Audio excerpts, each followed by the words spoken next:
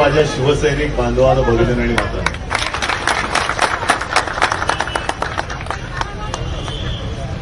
कल्याण मतदारसंघात येण्यापूर्वी मी घरी एक पत्रकार परिषद घेतली.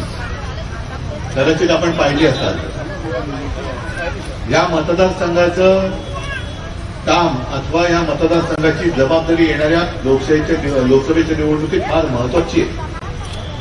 कारण मी घरनं निघताना पत्रकारांशी जे बोललो त्यांना म्हटलं, मी गद्दार घराणेशाहीच्या मुळावर घाव घालायला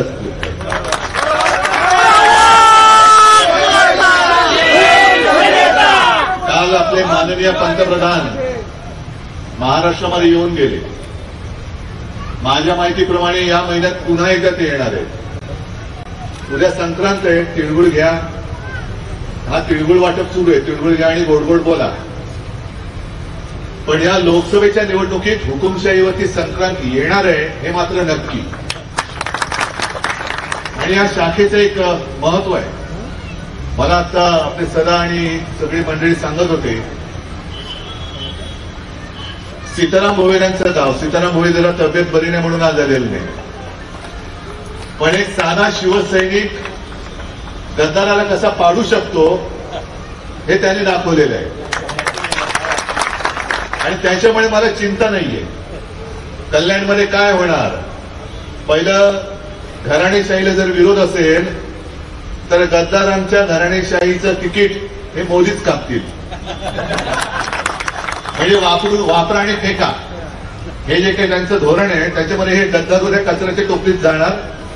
आणि नाही गेले तर आपण आहोतच कचऱ्याच्या टोपलीत टाकायला.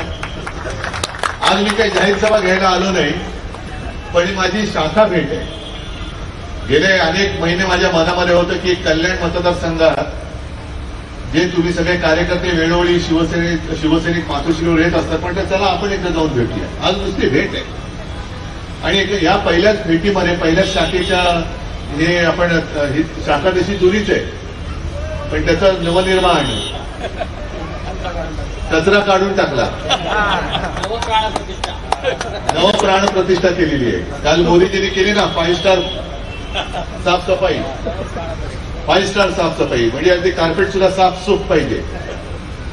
ही चांगली आहे साफसफाई जी आता महाराष्ट्र करणार आहे. त्याच्यात भाजप आणि गद्दारांना केराच्या टोपलीत टाकणार आहे. आणि एक पवित्र काम आम्ही करणारच.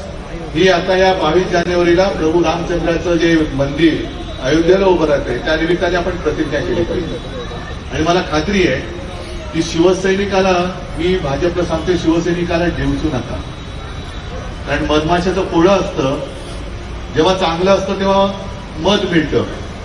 ते आजपर्यंत तुम्ही घेतलं, पण मधमाशाच्या पोळ्यावरती जर दगड मारला तर काय होतं ते येत्या निवडणुकीत तुम्हाला आम्ही दाखवून दिल्याशिवाय राहणार नाही. आणि तुमच्यातला उत्साह, ही जिद्द ही अशीच कायम ठेवा आणि गद्दारांना गाडा, हे एवढंच तुम्हाला एक विनंती करतो. धन्यवाद. जय हिंद, जय महाराष्ट्र.